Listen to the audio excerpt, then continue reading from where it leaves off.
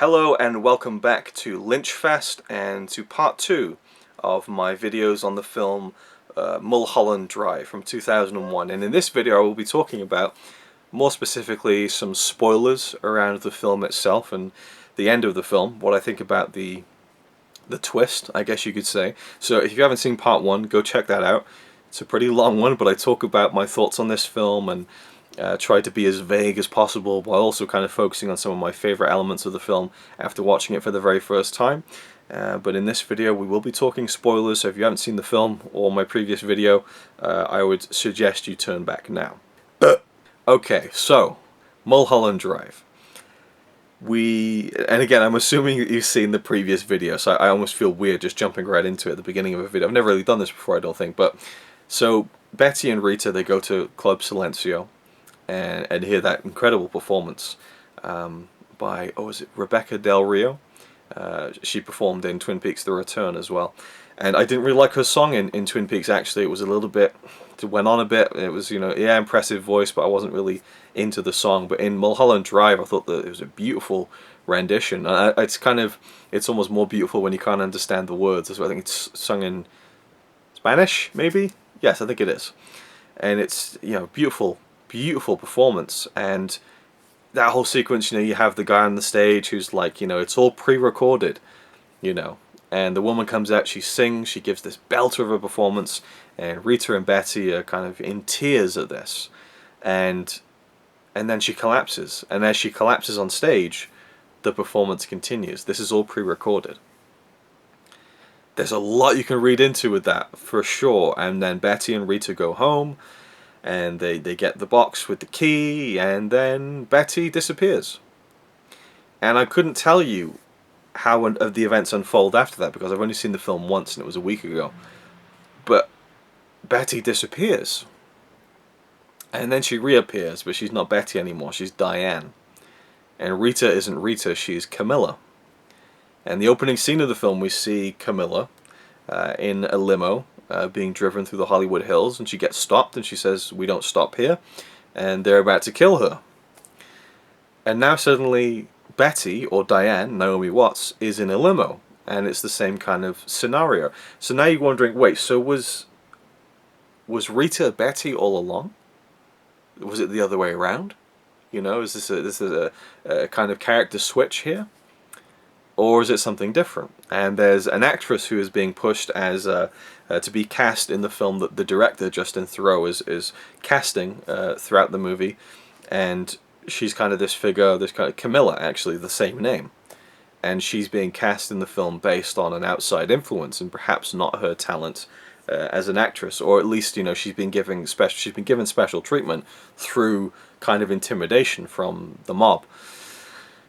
But now the woman who we knew as Rita is called Camilla, and she's been cast in the director's movie. And there was a relationship between Camilla and Diane, and I was referencing in the previous video the sex scene between two characters, and it was, of course, Betty and Rita. I wasn't sure whether this intense friendship was going to develop into something more sexual, but it felt really, I don't know, it felt natural to me, in the sense that not that it was like love at first sight, or that those two characters were meant for each other, but when you meet someone and you're kind of really thoroughly taken with them, that part where Betty is saying to Rita, "I'm in love with you." Oh, she says it so passionately. I believe that she's in love with her. I don't think Rita reciprocates that verbally, and maybe she doesn't feel the same way, but I so bought that Betty, this idealistic, optimistic young woman, would fall so thoroughly head over heels for this woman. And it was just such a beautiful scene, I thought. And then we see in the real world, perhaps at the end of the film, that those two women did have a relationship. But it isn't painted in this kind of romantic, sensual way anymore. It's a bit more, it's lit more brightly, and it's in this kind of grimy apartment. It's not in this kind of fancy kind of townhouse in LA. It's this grim apartment, and I don't know, there's something, it kind of just strips back all the veneer that has been pasted over the film for the previous 2 hours, and just shows you the the harsh realities of life, but perhaps the harsh realities of trying to make it in the Hollywood industry, and the backstabbing that goes on, the politicking that goes on, people getting parts for certain things that aren't related to talent. I don't know.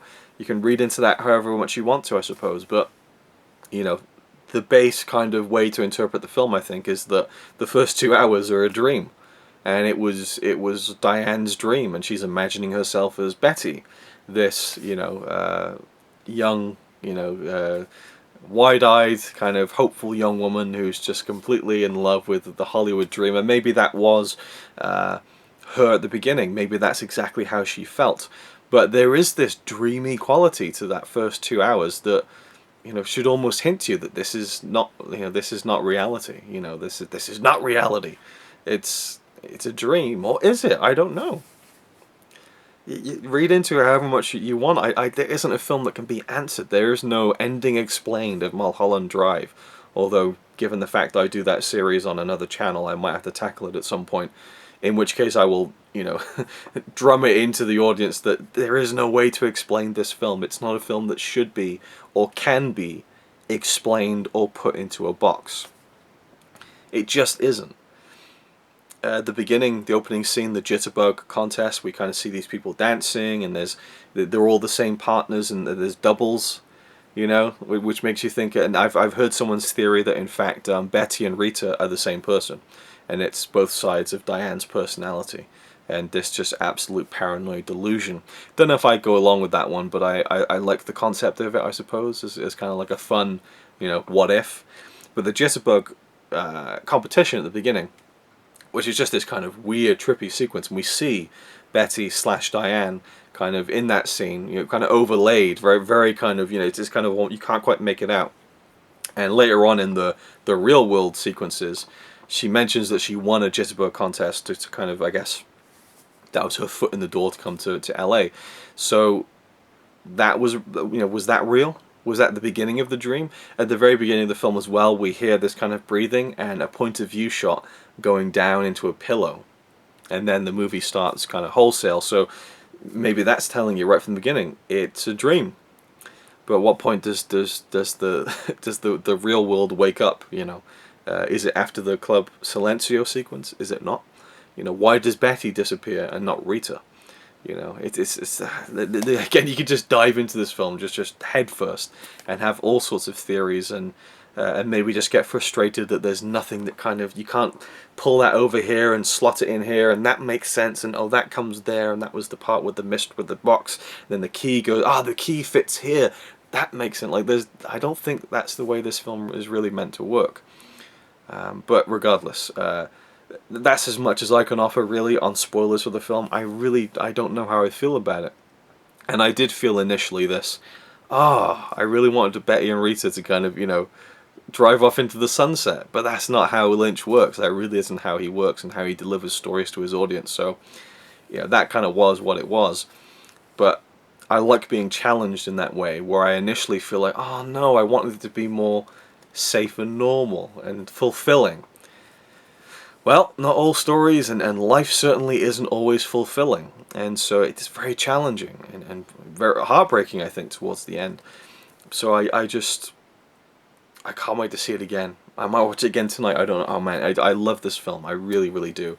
And I love that I can't even decide how I feel about the last 30 minutes or what it means. But I love the complexity of it, and I do feel like there is a kind of a solid framework from which you can piece together maybe what Lynch was intending, but at the same time I don't think that framework is designed to be really fleshed out or anything. I feel like there's kind of the bones are there, but the meat of it, that's never going to slot into place, in the right shape. It just isn't. So anyway, I'm now going to talk about the Blu-ray itself and review it for you. So this is the Criterion Edition. I know that it was recently restored in 4K. It might say on the back here, yes, a new restored 4K digital transfer supervised by the director David Lynch and the director of photography Peter Deming, with a 5.1 surround DTS HD master audio soundtrack. The audio means very little to me, but the sound design is so key in this film. I love Lynch's sound, as it soundscapes almost. There's always something going on in these films, and I love that about it. and his work in general. But this is a really nice release. The 4K restoration and digital transfer is available on a UK disc, and I might buy that because it has more special features that aren't on this one.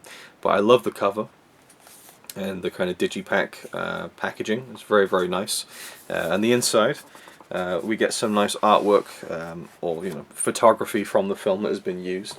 Of course, we have the key, and I almost feel like it's a troll. It's like, is there a key to the film? I don't think so, and this, I remember when I opened this for the first time, I feel like I did this on video somewhere. The first thing I saw was this eye, right? So we got the booklet here with Rita, and then we just have this eye, and it was so creepy. Like, I was like, whose eye is that? What the fuck is that? And then I pulled the booklet out of the way, and I then saw who it was. It's the cowboy. So much less of a creepy image, but I love that part of the design there. And it opens up, and we get the Club Silencio. Really nice. And then, of course, inside we have where the disc would be. It's currently still in my player, as a matter of fact.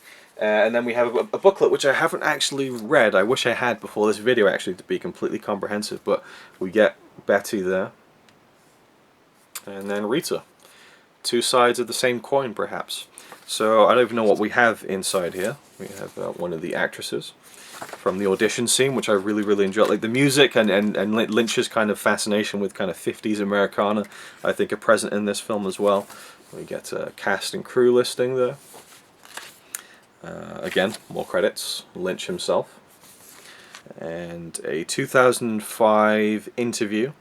Oh, it's from the book Lynch on Lynch, which I've heard is a very good book that I might check out and maybe even cover in this series. So you get a lot of stuff there to read through. Actually, I'm going to read this and check it out. There's some stills from the film. We actually see Camilla, I suppose, seeing a poster there of is it Gilda?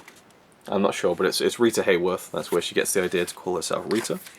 Oh, so this is really interesting. See, I'm just reading this now, and I'm really I feel like I should have read this before I made the video. The question is, tell me about the character of Diane, or Betty, as there are two differently named characters, both played by Naomi Watts. What do we call her? And Lynch says, this particular girl, Diane, see things she wants, but she just can't get them. It's all there, the party, but she's not invited. And it gets to her. You could call it fate. If it doesn't smile on you, there's nothing you can do. You can have the greatest talent and the greatest ideas, but if that door doesn't open, you're fresh out of luck. It takes so many ingredients and the door opening to finally make it. There are jokes about how in LA everyone is writing a script and everyone has got a resume and a photo. So there's a yearning to get the chance to express yourself, a sort of creativity in the air. Everyone is willing to go for broke and take a chance. It's a modern town in that way. It's like you want to go to Las Vegas and turn that $1 into $1 million.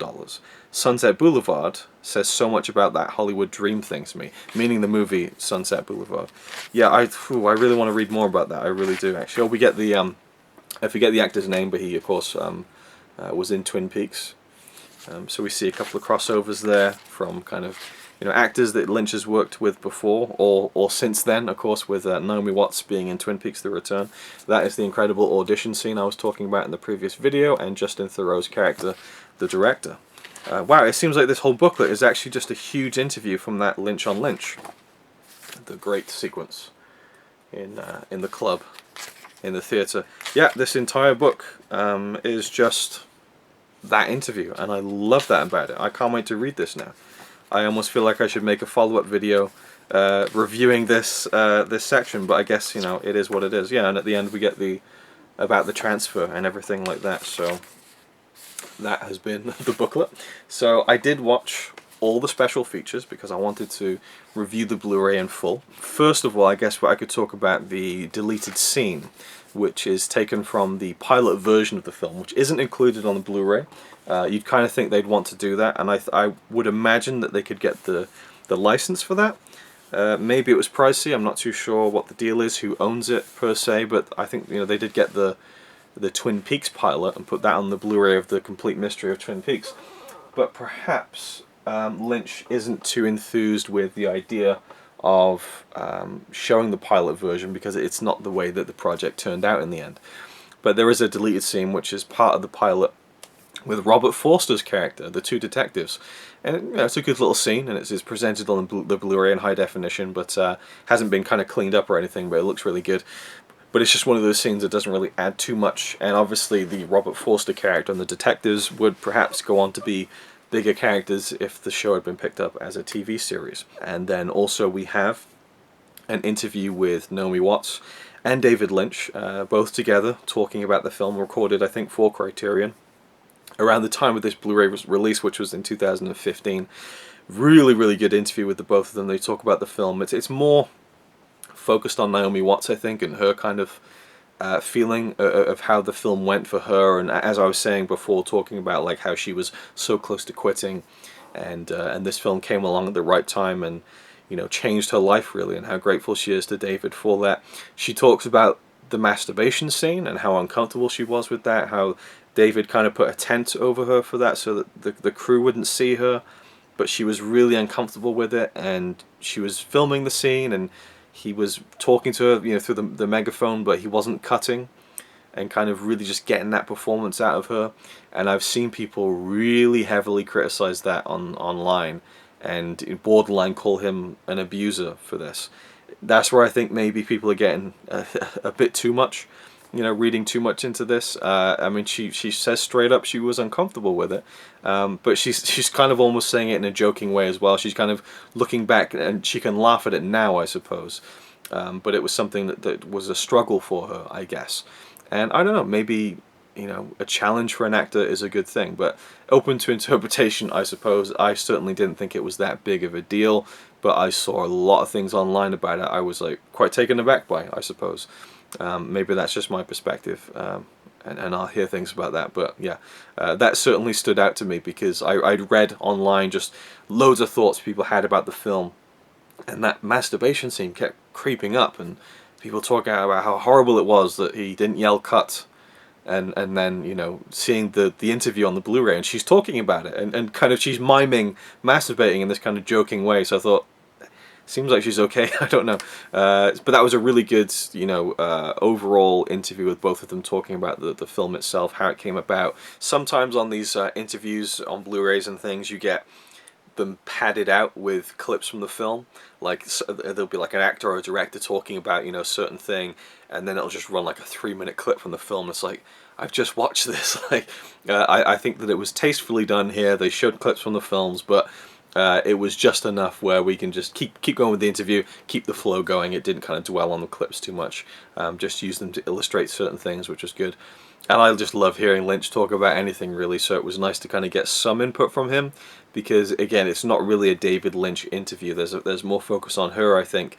But, you know, he offers a lot of thoughts, which I think most people would be interested to see. I think that special feature does appear on the UK Blu-ray release as well.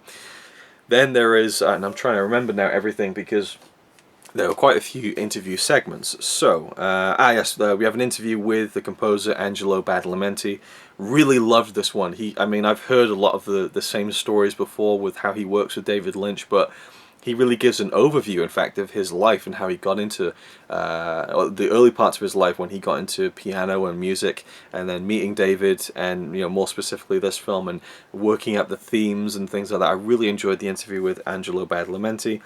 Then there is I'm trying to think who was involved. There was, yes, the casting director, Johanna Ray, Justin Theroux, who plays the director, and Laura Haring, who plays Rita / Camilla. They're all interviewed in a separate kind of featurette, which was really good, and just lots of memories about the film. There's some funny stories, and, you know, talking about the casting. Obviously, I mean, that kind of plays into, we have the casting director talking about casting, you know, Laura and Justin, and then you hear them talking about their experiences in being cast, meeting with David, how it was completely different to anything else that they'd auditioned for. Laura talks about how much faith she had in Mulholland Drive after it was not picked up. She believed that something would happen, that it would see the light of day. And again, I don't want to like kind of spoil things too much for anyone, so they don't even need to watch this or dive into the special features. But there's a lot of really cool little mini stories, and you get more insight into the way Lynch works as well through some of these stories. And then also there is another featurette with 2 interviews with the production designer Jack Fisk, who kind of grew up with Lynch and worked with him, you know, when they were like teenagers basically, and has worked with him on a few different films, and also the cinematographer, which it doesn't seem to be... Yes, he is. Okay, he's listed on the back. Peter Deming. And he talks about his relationship with Lynch and shooting his films and being the director of cinematography. And also with Jack Fisk being the production designer, they talk about certain locations they found, what they did to kind of paint the sets and dress the sets, and take certain locations in LA and use them for the film, and how they pulled off certain things. There's that great shot outside the club Silencio. I'm not even sure if it's called that, but you'll know what I mean anyway. Outside that club, where the camera just fires towards, you know, the 2 characters as they enter through the door, and it's a really rough kind of like Steadicam shot. And the cinematographer talks about that in quite a bit of detail, actually, and how it was always going to be rough, and Lynch didn't want a track. So there's lots of really interesting things, and then there's obviously the booklet, the trailer, which was kind of interesting. You know, it kind of is definitely of its time. And then finally, we have on-set footage, which was one of the most interesting parts of all of the supplementary materials for me. It was the on-set footage, about 25 minutes of fly-on-the-wall stuff. You know, it really interesting. It reminded me a little bit of the incredible behind-the-scenes footage on the Twin Peaks: The Return Blu-ray, but without all that weird, annoying, you know, intercut narration stuff. It just boom, starts, and they're filming stuff. You know, and you see Naomi Watts getting kind of flustered and kind of not being able to say this particular line in a scene in the diner. And then you see filming at the party that takes place near the end of the film with the director and Camilla, and also Diane. And I tell you something that this on-set footage really made me appreciate was the work of a director and an editor in crafting a performance from an actor. Now I've talked about how Naomi Watts kills it in this film, but there's this scene where she's looking to the director and Camilla announcing their engagement, and you know, she's in love with Camilla. She's, you know, she has a relationship with her, and she's being cheated on. Essentially, she's being betrayed right in front of her very eyes, and so she sat there looking at this, and she needs to look devastated, angry, all sorts of different emotions. And the behind-the-scenes footage is just showing just a close-up of her face as she's acting this scene, and it's not entirely great, because it is this like minute and a half of just silently reacting to something, and you hope that, you know, the editor, the director will take bits of that and use it in the final film in a way that really works. But you take that shot, you know, it's not all gold. There are a couple of moments where her facial expression maybe falters, and you see her acting, you know, and I think that, you know, when you see an actor acting, that's when they haven't done their job. So it's important to realize, for me, I think, that, you know, no actor, I would imagine, can just walk onto a set and boom, nail everything. First take, done. Go home, you know, my work here is done. I think that's probably impossible. And that's probably the great thing about film, is that you have a chance to take another shot at it, maybe 100 more shots at it, depending on the director, but also just not even just like nailing it in one shot, but nailing part of it in one shot and part of it in another, and that's cut around and seamlessly blended into the final product, and then it works. Because there isn't, to me, a beat in the film where she doesn't feel believable, even when she is kind of playing this dreamlike version of herself as Betty, who almost is this very flat, you know, one-dimensional character, until you learn the truth about Diane and who she really is, and what she maybe hopes her life could have been, and still is. Or maybe it never was that good. I don't know. It's you look at someone's best kind of wish fulfillment of themselves, I think, in Mulholland Drive for the majority of the film, when you're seeing Diane's vision of herself as Betty. And interestingly enough, she sees a waitress called Betty who has the same kind of hair. I don't know. So it plays the kind, not even doppelgangers, but kind of the double. And I'm sure you can read way into that if you wanted to as well. But this on-set footage, it was almost hard to watch because you're really seeing her try to give this great performance, and she kind of gets there, not completely, you know. But again, he's not going to use a 1 minute shot of her reacting. We're going to be cutting back to seeing what she's reacting to. So you cherry pick those moments, and there's some great moments in there. But, you know, if you were to look at any great performer, any great performance in film history, and you just had a camera on them at all times throughout the filming, you'd find those bits that aren't very good. And I don't even know if that's an interesting point that I've raised, but that was the main thing that stood out to me about that whole on-set footage. I really enjoyed it, seeing Lynch kind of direct. There's actually a moment where he's talking to Laura and Naomi and someone else, and they're kind of huddled together. He's telling them something, and then he stops and looks and sees the camera, and the camera kind of stops as if it's caught itself and kind of looks back at them.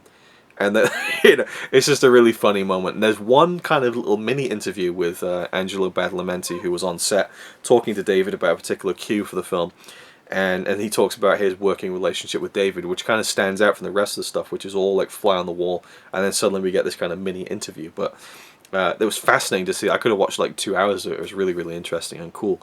So I think I'm done now. I think that's it for Mulholland Drive. Counting the first part of this two-parter, this has now been over an hour long. So I think you've got my fill of you know, the thoughts that I have for Mulholland Drive, and I hope in the future to do a more solid, focused, shorter review of the film, in where I can kind of offer more thoughts and more concise opinions, I suppose. But this has definitely been my, you know, just kind of forging my way through the forest that is this film. And, you know, every time I peek around one branch and think I'm going to reach a clearing where things are kind of coming into view and focus, it's more trees, more trees, more branches, more leaves, and just more depth to the film and the story and how I feel about it. So she says don't drink all the Coke, but here we are. The Coke has been drunk, and I think we're done for now with Mulholland Drive. So thank you for watching. I hope you enjoyed. Please leave your comments down below. The film looks great on Blu-ray. You know, I think that the transfer is really nice and grainy and earthy. It feels like a really nice transfer to me. I think I read somewhere that the Studio Canal release in the UK, at least the new release, looks a little bit better. But I'd only be interested in getting that Blu-ray for the additional special features, which I might even get and talk about in the future. I don't know, but I certainly feel like it's a film worth double dipping for, to get more behind the scenes stuff on, even if it's in like 20 minutes. You know, that to me, it's going to be one of those films where I want to own everything as far as supplementary material. So anyway, thank you for watching. I hope you enjoyed, and I'll see you in the next one.